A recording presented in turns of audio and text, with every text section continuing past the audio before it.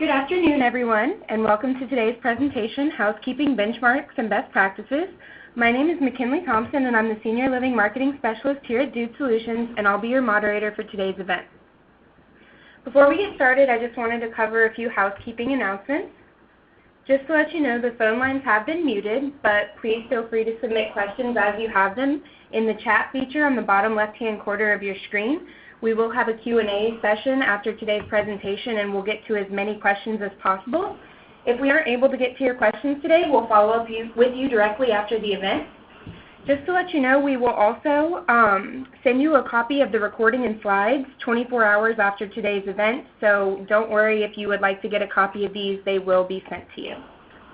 I am going to introduce today's speaker now. Josh Malbegat. He is our Senior Living Director. He has 17 plus years of experience working in the senior living industry with a focus on operations and service delivery. He is a partner to over 1,000 communities with the Works Hub here at Dude Solutions, and he's focused on raising the profile of operations in communities. Josh? Thanks, McKinley. Hi, everyone. Really happy to be talking to you today. What I have prepared for us is a kind of reiteration of a presentation that I delivered at the LeadingAge National Conference with 3 communities who are clients of ours. I've taken that presentation and modified it as wanted to include additional information on some trends that came out of that session. So what I've collected for us are some kind of housekeeping general stats. I've got some housekeeping survey benchmarking results, so looking at things like how are senior living communities assigning jobs, what kind of cleaning frequencies are they using, what staffing metrics are out there, what are we doing relative to fee-for-service activities, and looking at quality assurance programs and how communities are using those. And then we'll finish up with some kind of trends that we've started to see developing over the last, I'd say, 18 months, and things that we expect to kind of continue to influence housekeeping in the senior living context in the years to come. Just before I dive into the software, I do want to give a little bit of background to those who are newer to the Works Hub or Dude Solutions. We offer facilities management and housekeeping software, kind of broad spectrum back office management tools, specifically for senior living communities. We've been doing that for about 17 years. We have over 1,000 communities on board who collectively manage about 300,000 resident units, and we've really used our clients' knowledge in building out these benchmarks and these stats and these trends. I'd love to say that I'm an expert in everything. I'm not. Really, what we've specialized in is listening to what our clients are telling us and working with them to draw out these stories and these examples. We do mine a lot of data from the software that we've created, anonymized of course, so that can influence and give a bigger picture than any one community might be able to develop on their own, or even a multi-site with multiple campuses. This gives a much broader view. So we'll kind of dive into that as we go. As McKinley said, I'm happy to take questions at the end, but if they come up during the presentation, don't hesitate to type them in to the little question bar down there on the, I believe, bottom left. So, from this, kind of what I hope you'll take away. I really hope that these basic housekeeping benchmarks will kind of give you food for thought in your own community, give you ideas on how you might want to think about the services you're delivering, give you an idea of some of the housekeeping trends that we've observed. Originally, I had scheduled 4 to talk about. I've added some extra ones in, as you'll see at the end. And then from this and the discussion that I give you on these benchmarks, ideas on the future of housekeeping in your community and how you might want to adapt to the future. So as we go through, some things for you to consider.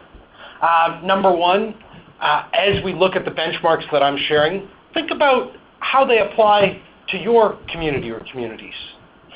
Think about what the challenges are you see in applying them, because these benchmarks, they really are a best guide, they're an idea of what are other communities doing and how do we compare. They're intended to trigger discussion, not to say because you're necessarily above or below a metric that's good or bad. It's meant to challenge you and say, why is that? And what's unique about us that differentiates us from the mean?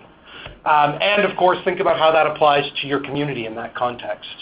And then finally, really, what's your vision for housekeeping in the years to come for your community? I believe that housekeeping is, of course, an essential service and a massive differentiator as we get the next generation of senior coming in. Our housekeepers really are on the front line of service at the entire continuum from the IL, AL to skilled nursing side. So, with that in mind, let's dive into some of these pieces. So first off, housekeeping as a general piece, there's a lot of change that's going on. When I started this kind of line for us, 17 years ago, it was pretty simple. Over the last 5, 6, 7 years, things have really started to ramp up and change. So we've got increases in unit turnover. We're seeing basically a shrink in some of the average stay, increase in the acuity of residents coming in, so there's a faster turnover of units. That puts pressure on housekeeping. We're seeing more distant families that want to still be engaged and want to feel and ensure that their family members are being taken care of, so they're maybe calling in more, being more upset if something little goes wrong, and that impacts the housekeeping side because of that being one of those frontline services. Again, I mentioned this just a minute ago, the acuity of residents expanding, issues around infection control and housekeeping having to manage more of that, more engaged families that are closer to home coming in, looking at universal workers, expanding the kind of responsibility of people. I've got groups that we work with where they've started to switch some of the personal care workers on the skilled side into the housekeeping area as well, and the challenges that presents. We've got the baby boomers and the influences that they're having on things. We've got managers that are hitting retirement age and leaving with a lot of information and connections and relationships. So how are we passing that knowledge on? We've got resident choice models coming out where residents are being given more choice around what type of services they have. It's a service and model that I really am in love with, but it's a challenge at the operator level to deliver on. So how are we dealing with that? We've got the demographic changes, we might call it the silver tsunami, whatever that might be called. We are faced with a different generation, senior coming in, and different needs. And then finally, we've got staff turnover. I don't know if that's been a big change. That's always been there, but it is certainly something that for housekeeping is a challenge. So with that in mind, what we've done is collected data from a variety of sources. So we basically did a survey of 100 of our housekeeping clients back in September. I pulled data from about 300 housekeeping clients who have been using our software for years, looking at about 4 million different data points to aggregate this data and create for us some summary statistics. We also looked at the U.S. Bureau of Labor Statistics from 2016. This is for some of the wage information. And we looked at the State of Senior Housing publication from 2017 for some of their stats on, again, staffing and the expense line items. I also want to give credit to my 3 co-presenters from the LeadingAge session that we did, Dennis Graham from Oklahoma Methodist Village, Ken Gould from Eastridge Retirement, and Judd Severns from the Terraces at Boise. They were integral to a lot of the trends and the tracking that we set up on this. I really appreciated their input and insight. So, with this in mind, we've got our topics. Let's start with the general stats, go into the idea of how are communities assigning housekeepers, talk about cleaning frequency. I think there's some interesting kind of scenarios that we can look at there. We've done some work with organizations that are looking to kind of reduce some of the cost base, and they've adjusted cleaning frequencies to get there. Look at staffing metrics, look at fee-for-service. Huge piece with the resident choice model, the new generation of senior coming in and their demand for additional services. This is an area where we can turn housekeeping into a revenue generator. and eliminate some of the service creep that we face. And look at quality assurance programs or QA programs. See a lot of people doing these on paper, Excel, software. We're going to share some of the stats that we see from this and talk a little bit about the importance of QA relative to knowing what the resident is experiencing, but also being able to drive internal training programs, employee assessments, things like that. So, general stats. These I pulled from the State of Senior Housing 2017, a great book that really dissects the financial side of an operator's view, and they break it down lots of different ways. If you're into deep analytics, it's a great read. Well, okay, it's interesting for people like me. I don't know if everybody finds it interesting. So what we're looking at here is the median labor spend per occupied unit. So for a community, what is their labor spend relative to an independent living community? Relative to the occupied units. So for an independent living community, the median is $635 per unit. For an AL-IL combo community, one that offers both levels of service, it's about $752 per occupied unit. And for a life plan community, we'll see it really jumps here. It almost doubles from the AL-IL to about $1,517 per occupied unit. And that's something we observe a lot. When we're running life plan communities, there's more investment in the resident services side. So that's something you would expect to see there. On your end, if you kind of want to compare that, think of your community, number of occupied units you have on average, multiply these numbers out, and see, before you factor in benefits and things like that, is yours in line there? And that'll give you an idea of where you sit. Now, if we don't just look at labor, but we layer in the total spend on that housekeeping line item, the numbers change a little bit. So for an IL community, it goes up to about $694. AL and IL, about $928 per occupied unit. And then a life plan community, $1,794. Some notes on that. What we've observed when we try to put these into practice and discuss this with communities, smaller sites tend to have a lower per unit cost for housekeeping. As I dissected that, I believe it's because there's less travel time involved when you start getting into multi-building campuses, multi-acre sites. You've got more travel time, so that's going to impact that. And smaller sites tend to not have as much in terms of amenity spaces to take care of as well. One of the interesting observations from that report was that housekeeping consistently had the third or fourth highest labor spend. Above that was care, dietary, in most cases, and then in some cases administration. So where it was the fourth, it was after administration. Third, it was after care and dietary. So I ran these numbers with one of the co-presenters, and it actually lined up perfectly. He had about 350 resident units. His labor cost ended up being, I think, about $525 in total in straight labor cost, and with this formula, it worked out to about $530,000. So some pieces there for you to think about, look at where your spend is, get a comparison, and then consider why might we be higher or lower. Again, I want to stress that being higher is not necessarily a bad thing. It's all about the labor market in your area, tenure of staff. That was another point that came out when we did this review of the data with individual interviews with sites. We had some groups who were lucky enough to have housekeepers who had been with them for 15 to 20 years. That certainly changed the cost base that they were working with from a labor perspective. But for them, very worth it from the perspective of the knowledge that those staff had, the efficiency they worked with, and I think most importantly, the connection they had with the long-term residents. So next, let's talk about housekeeping assignments. So this was looking at the question of, do we have the same housekeeper cleaning the same residence unit every day, week, month, etc.? And the idea here, this was triggered from the question around housekeeping plays such a central role at that front line with the resident. what are communities doing to try to build that bond between the resident and the housekeeper? One of the folks that I worked with kind of called the relationship between the housekeeper and the resident as the same as someone who goes to their hairstylist consistently. There's a bond that gets developed over years with that.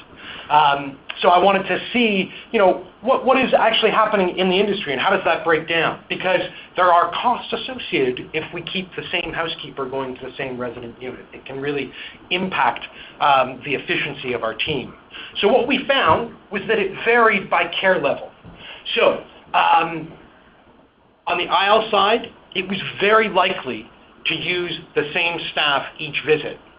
When we graded it, I'd say about 9 out of 10 communities reported it being very likely to use the same staff on each visit. So when we're talking IL, very consistent approach there. When we went to the AL side, it became a mixture now. We started to see both, and I'd say it was about a 50-50 split. Half communities were looking at set staff, same one goes every day to the unit, resident's home, and then the other half were doing rotating assignments. And then when we looked at the skilled nursing side, the SNF side, very, very common to see rotating assignments. We might have people who got assigned to specific wings or neighborhoods for a 1-week period, but then they were rotated around. It was more adaptable for those communities to be able to manage the schedules that way. So with that, we started to look a little bit deeper at, what were the pluses and negatives on those? And I thought that would be useful to share with everyone here. So plus side for rotating assignments, moving things around. It ensured cross-training. It gave the ability to have a more universally trained workforce that could be moved from care level to care level or unit to unit so that we didn't have to worry as much if one person didn't show up. It was more efficient. There is less travel time and less time spent managing schedules when we can just swap people out completely. And it fits really well with a standard cleaning checklist, one where we say, here's our 7-step cleaning process. Wherever you are, follow this. The downside. So there were some drawbacks. Number one, helps prevent bad habits. I missed one there. That's really the cross-training piece. Nobody falls into a habit doing the same thing again. Make sure we catch any areas that one person might miss, something like that. So downside, it is harder to develop that resident-staff connection. This is why I think we saw on the IL and AL side more communities tending to go with the specific assignments. We did see reports of trust issues on the IL and AL side where the resident, if they didn't have that connection with the housekeeper, didn't want to leave the unit or didn't want the housekeeper in if they weren't in their unit, which then led to scheduling problems because if the resident is home, you skip it. Well, what are you going to do when they come back? So there were some issues around there. And then the variability of service at a specific residence unit level because of different housekeepers coming in and out. They might get used to the way one person does it, that resident, and then be displeased when it changes each week. So then we looked at the set assignments concept and what the pluses and drawbacks were here. So number one, enables a deeper resident-staff connection. Because we're constantly seeing them, we're able to actually bond with them. We find that satisfaction scores go up as a correlation to that. We looked at that trust-building piece. I know that during our discussions, one of the groups that I worked with really talked about how important that was to the efficiency of the team because they could go in, but also that they were given a little bit more slack when one thing went wrong. There was more trust that the person will come back and address this next week if something gets missed. And it actually allows an easier path to the resident choice model, which I certainly think is the path forward. By having specific people going into the units, we're actually more able to have people follow customized checklists. Now the downside, it is harder to schedule. You've got to then manage specific people, say which blocks they can go into, adjust for travel time when things might be spread out, and thus there are some inherent inefficiencies in this. Also, staff turnover is harder on the team and the residents because they've built those connections. If it's something you're considering, you've got to look at what works for your community. I'm a huge believer where it's possible in that one-to-one connection relationship. I think that the downside of the slight inefficiency is more than paid for in the efficiencies with the build of trust, the ability to be in that residence unit if they're not there, things like that. So next, we looked at the frequency of cleans. So here, we wanted to look at essentially what models were people using in terms of daily cleanings, weekly, bi-weekly, that type of thing. How frequently do we have housekeepers going into the residence unit? So we broke this down again by care level. So first off, skilled nursing. No big surprise here. Those rooms are being cleaned every day. 60% of people reported doing a daily standard clean. So essentially that's like, I've got my 10 cleaning steps, I do them every day following the same 10 steps. 40% of sites reported doing a modified version of that, where they were looking at doing a daily light clean and then a deeper clean followed up either on a weekly or bi-weekly schedule. So a light, high-touch area, bathroom type clean, trash clean out every day, and then a deeper clean getting into some of the nooks and crannies on a weekly or bi-weekly basis. Now, one of the things that came out in the discussion around this was some organizations that are starting to shift to a different model than I had seen before, that I was really interested. This was one that came from Ken Gould at Eastridge. He's actually switched his housekeepers to, instead of following a set 10 item checklist, going into the room, doing the 10 steps, then going to the next room and doing the 10 steps, he's actually modified his. So they have, and I can't remember the exact number, it might have been 7, 8, or 9 cleaning steps, but they have those cleaning steps, but they don't do them in each unit in sequence. They do each unit in sequence for each activity. So if I'm on trash pickup, I'll do trash pickup in each room. Then if I've got bathrooms, I'll do the bathroom in each room. And then I'll come back and I'll do windows in each room. And he switched to that model because he saw an opportunity to have the housekeepers interact more with the residents in their units and give more of that personal touch, and also saw this as an opportunity to get eyes on any cleaning problems in any of the units earlier in the day. So if there was something that was a bigger issue that needed to be cleaned up, instead of that last room not being seen until 2 or 3 o'clock by the housekeeper, it was caught in that first hour. So I thought that was really interesting. I'm still learning about that model, but I see some real potential there. And that, again, is on the skilled side. I don't think that fits for IL or AL, where we're doing more of that kind of in-unit piece. We don't want to be interrupting as much there. So on the AL side, we saw the introduction here now of weekly cleans. So about 35% of people were doing the daily standard clean, and 35% were doing that daily light clean and deep clean, or weekly or bi-weekly. But then we also saw about 30% of people doing a weekly clean, just kind of phasing things back. And then on the IL side, we saw a huge portion, 88% of people doing weekly cleanings here. Now, the time varies. I looked at trying to figure out time estimates, and you'll see some of that in here, but it does vary widely by the actual square footage of the unit, very much on the IL side, but I've tried to do some stuff you'll see in a little bit. But about 12% are doing bi-weekly, and we started to see bi-weekly picking up more and more, especially with some of the mid-market communities, and we've got a case study we'll see in a minute here. Also dug a little bit deeper on the IL side into that idea of annual and semi-annual deep cleans. So looking at, how frequently do we have people going in to do a deeper clean. We've also got a case study on that. Some communities have had to introduce those pieces. So let's talk about this case study here. This was a group that we worked with a little while.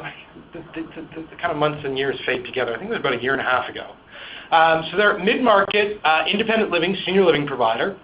The challenge for them was they were trying to offer, full service model. They wanted to offer a lower cost, but with full services. So they were thinking about dropping housekeeping. Again, they're IL, so this would have been possible.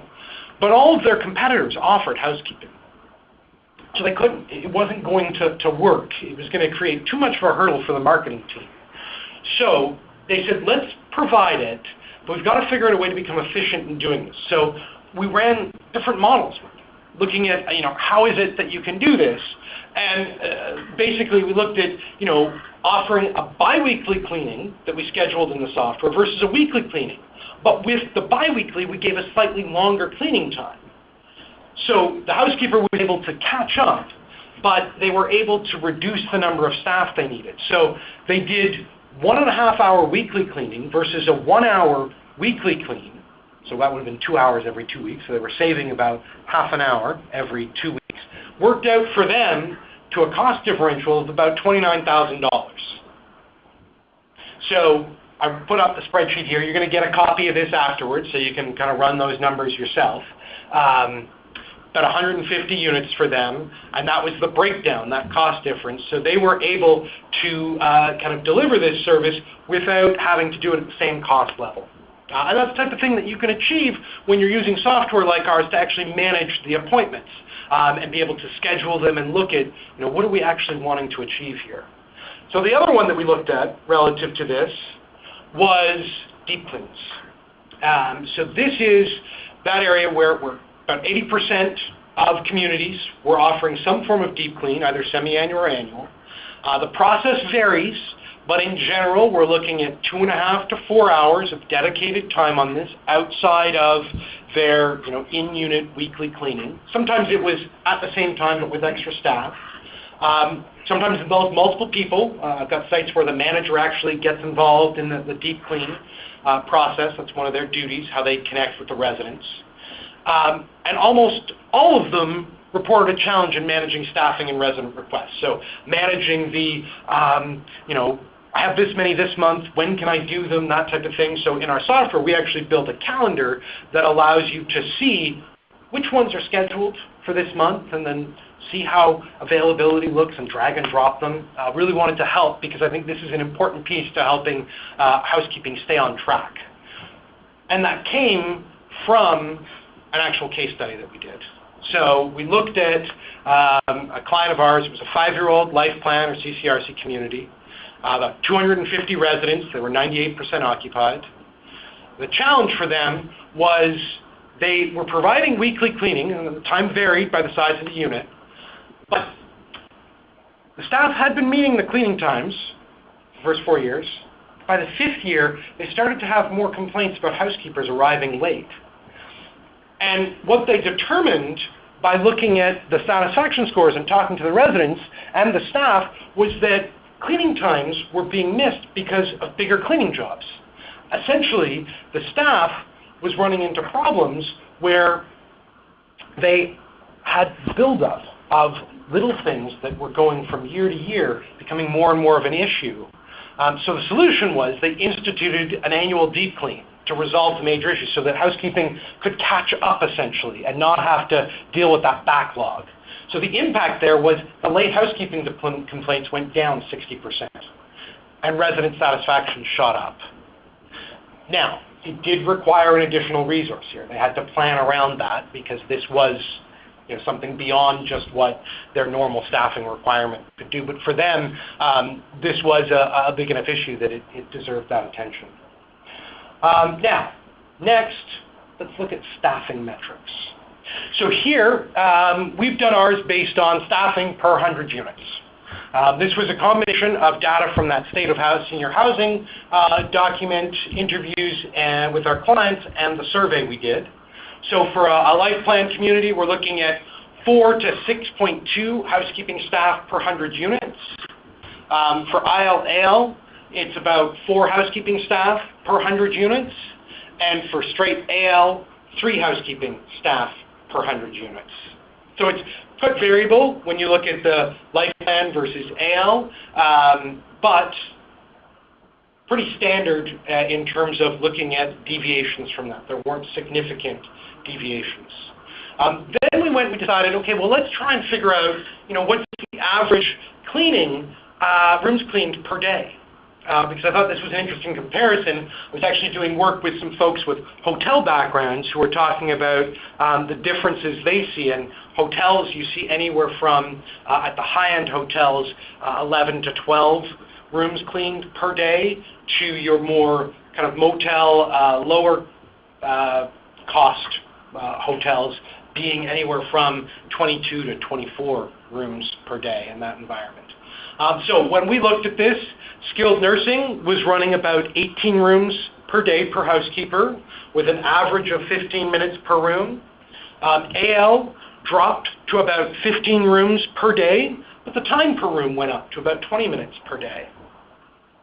We heard from people when we asked kind of what that difference was, bigger units on the AL slide slightly, and more kind of connecting with residents, more time spent talking. And on the IL side, again, I think when I mentioned the life plan stats, it's tough to come up with an average per room because they're so variable based on size. We did pull it though, but I encourage you to kind of look at this from the perspective of this is a rough estimate across a variety of sizes. So IL doing about 5 rooms per day per housekeeper and an average of 78 minutes per room. Then we looked at pay rates. So we wanted to see kind of what are the different salary ranges out there. So first, we looked at the worksub client base. So what housekeepers were being paid across the spectrum of our clients. Worked out to about $10.64 per hour per housekeeper. This is without benefits being factored in. Low $9, high $15. Again, I think I mentioned this before. We have people who have housekeepers who have been with them for 15, 20 years. So those ones would be at the higher end. Then I also looked at other resources to give us a comparison. So I looked at the U.S. Bureau of Labor Stats report. I can break this down. They group it by CCRC and assisted living, and then skilled nursing. So CCRCs, about $10.98 per hour, low of $8.52, high of $14.21. Skilled nursing, $10.96, low of $8.29, high of $14.83. Put some charts in here if you're the type of person who likes charts. Pulled those from the department stats piece that I was talking about, the reference right there if you want to go and look at those on your own. You can pull those up. They can be interesting. Did that for the LTC and the AL, and for the skilled nursing side. Then we looked at skilled nursing. Staffing turnover. We just talked about skilled nursing. Looked at staffing turnover. This was of interest to me because of some of the work that we've done on the facility services side, looking at turnover for the maintenance teams and looking at industry stats around nursing turnover, where things are exceptionally high. We found that on housekeeping, it's actually a little lower than it is on the nursing side. Average of 13% turnover, but a high of 30%, and a low of 1% for sites that are really out there. Another thing we wanted to look at was staffing training. How much time are people spending on training, and what frequency are we doing it on? Because I really believe that the more training we do, the better equipped our staff are, the better they're going to deal with all kinds of things that are more service-oriented they'll be, the less turnover we'll have when we're investing in our staff, things like that. I know here with our team members, we invest in training and drive that for them as part of the retention plan, making sure that they feel like they're growing.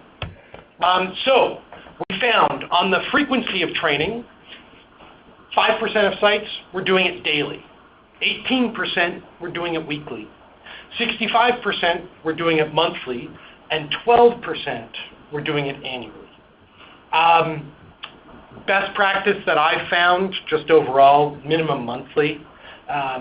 With the fact that we do this QA part of the software where housekeeping managers can go out and actually check 10 quality elements and get real-time stats back on where the team is performing, you can actually drive weekly training around the performance of the team. I find sometimes people don't do training as frequently as they might want because they don't know what to train on. tough to find the time. With our inspection piece, we drive it so that you can actually see where is it we need to focus. Consistently we're scoring low on cleaning behind the toilet. Let's do a 10-minute in-service on what they should do there. Annually, that's just not enough, I'm going to be honest. Time spent, on average, we're looking at about 42 minutes per month. So, resident billings. This is that whole billing side that I was talking about earlier on. Wanted to look at, on the IL and AL side, how are we doing in terms of collecting fee-for-service revenue relative to the housekeeping department? I think there's lots of opportunities there for us to gain and prevent service creep and really get the,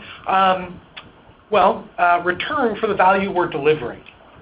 So what we found was of our client base, about 70% of IL and life plan communities reported billing for extra services. Generally, skilled nursing and AL don't. AL sometimes, but SNF hardly ever.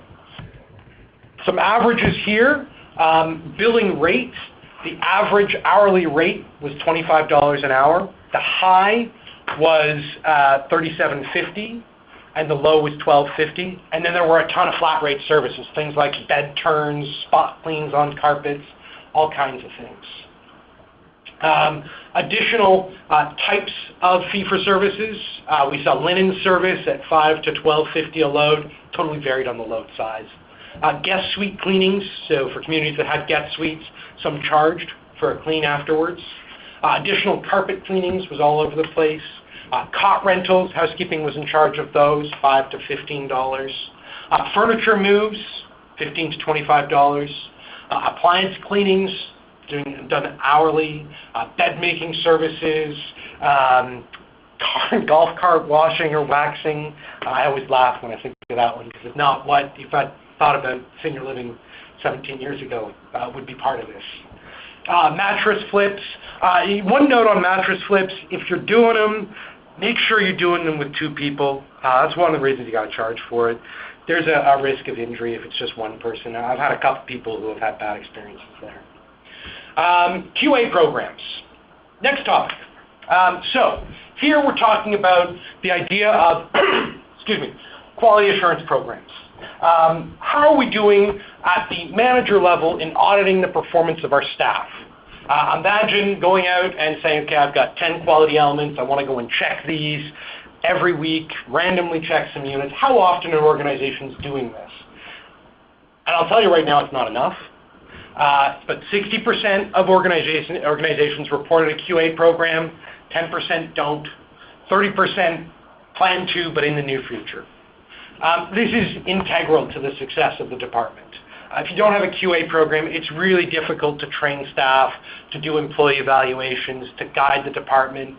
You're kind of operating in the dark. You don't know where your problems are. And if you don't have a conscious checklist that you're looking at, you're going to suffer from the lack of fresh eyes. I think people sometimes talk about it, the fresh eyes inspection. Things that, if you don't consciously look for them, fade into the background if you're not consciously thinking of these pieces. So of those that are doing QA programs, about 40% use software, 30% use Excel, and 30% use pen and paper. Software side, of course, this is what I do. It's a huge time saver. It automates all the reporting, randomly picks units. But however you end up doing it, create some kind of a QA program. It's really key. So on this, when we talk about those QA programs, what kind of frequency are people doing? 80% are weekly, 20% are biweekly or monthly. Average scores that we're seeing.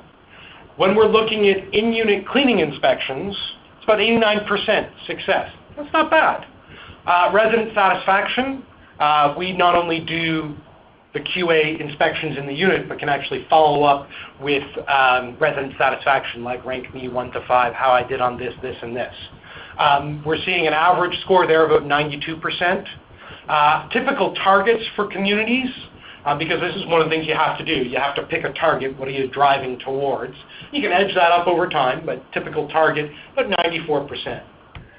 And again, when we talk about what are we using this for, there is real value from the operational perspective. It guides the team training, those in-services. Employee evaluations. Imagine being able to sit down with the employee and say, here's where you rank on these jobs versus the whole team. It just changes the whole discussion and gives you the opportunity to really recognize your high performers, those who go out of their way. So, key takeaways on the QA side. Do it.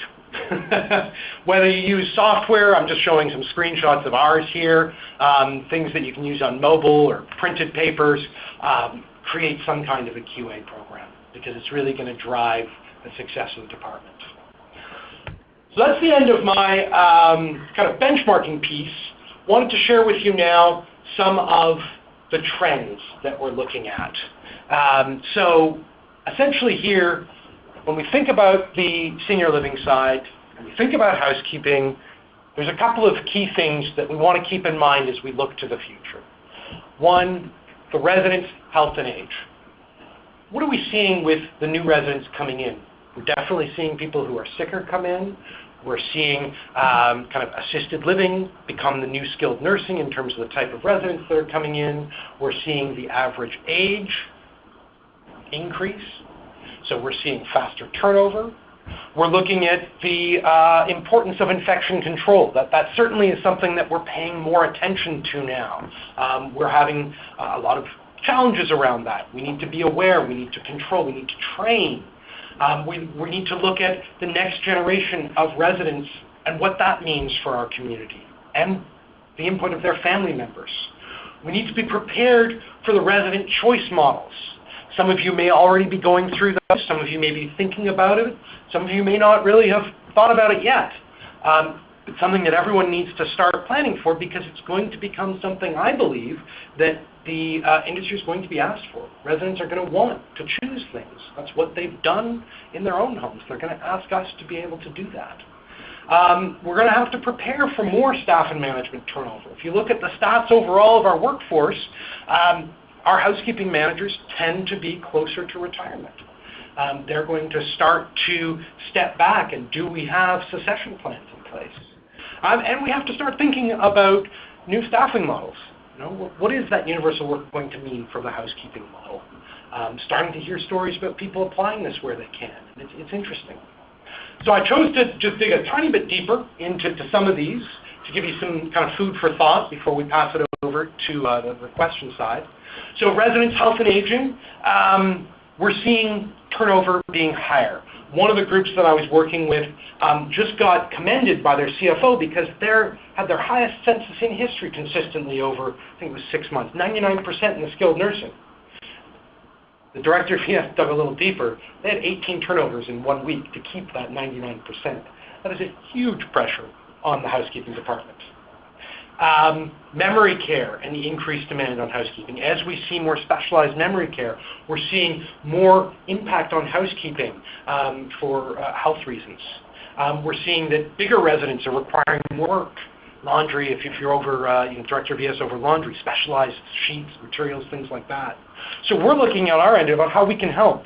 So we've built into our tools bed turn kind of work request pieces for faster response, tracking the non-standard cleaning things that come in to provide data on what extra cleaning are you doing to help with the discussions with family members on suitable care levels and services, documenting special needs.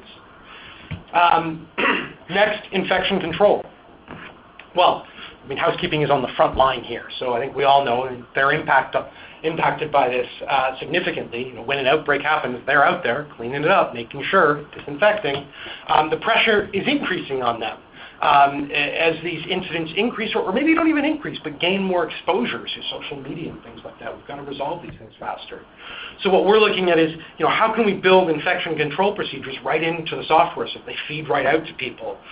Creating QA programs to monitor best practices and ensure proper procedures are being followed. Relative to that next generation of senior, looking at what are the impacts they have on housekeeping. So probably everyone here is starting to hear this or experience it. There are higher expectations there, and people are more vocal. There's not silence anymore. There's an increase in complaints when people aren't happy. They aren't afraid to say things. The family members might get involved. And that can really lead to scheduling challenges as staff self-adjust and take longer in units because they know this resident is going to complain and then are late for the next one. The variability of service as people start to ask for different things. That gives us challenges around the service delivery. We see additional requests for service, people saying, well, I used to have this done, I want this. They'll pay for it, but how do you manage it? So this is where we've looked at, in our programs, how can we help with the documentation for schedules and changes, ensuring that consistency, giving automated surveys to track that quality and that inspection or satisfaction so that we know where we need to focus our attention, and then building in really simple fee-for-service tracking so that this next generation doesn't kill us based on service creep. And then finally, just digging a little bit deeper into that resident choice model, it kind of goes with that next generation piece, but it deserves its own calling out because if you employ this, it makes it even harder to manage schedules. It's hard to switch assignments between staff if everybody's getting their own list of things, and it makes staff turnover really difficult for the housekeeping department. So we've actually built into our program schedules with the resident preferences built right in, and then drag and drop items to transfer them around, customizing the cleaning checklists with fee-for-service tracking built in as well. So those are kind of my big thoughts or big ideas on the future of housekeeping for now. I did find one slide I just wanted to share. I thought this was neat when I was doing my research. I have nothing to do with these people. I don't even know if they still exist, but I found a website for them. They were actually selling the concept of VR glasses for housekeepers, where they can put on the VR glasses, like Google Glass type thing, and actually have it tell them what they've cleaned, what they haven't, go on to the next step. Just some pretty neat stuff. Who knows what the future holds there. One other thing I did want to mention, for those of you who are interested, do consider coming for learning like this and other elements, coming to our Dude University.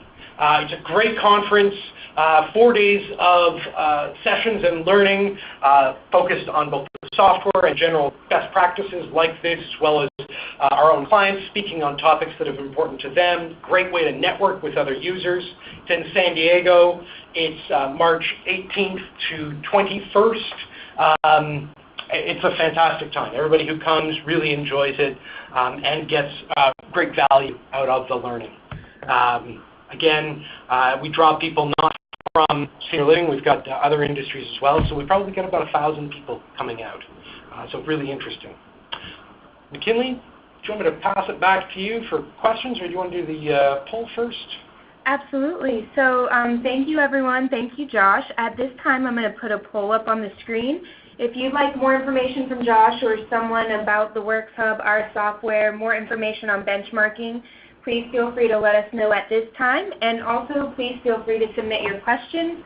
Like Josh said, it's going to be in the little icon at the bottom left-hand of your screen. So I'll just give everyone a minute to answer the poll and submit their questions. But Josh, we already do have a question. Going back to the general stats that you talked about in terms of cost per unit and things like that, are those annual costs that they should be expecting to have? Correct. Those were annual. Apologies for not clarifying that. That was the annual spend per occupied unit. Perfect. And someone asked, can you have a copy of the slides in the presentation emailed to you? Absolutely. Everyone who attended and registered for this event will have copies of the slides and the recording emailed to you to share with your staff and your team.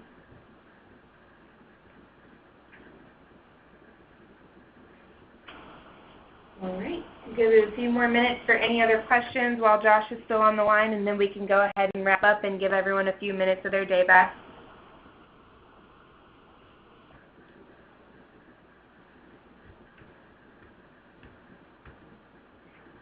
So someone would like to know how do they add the Works app to their work phone? How would they add it to their work phone for mobile access?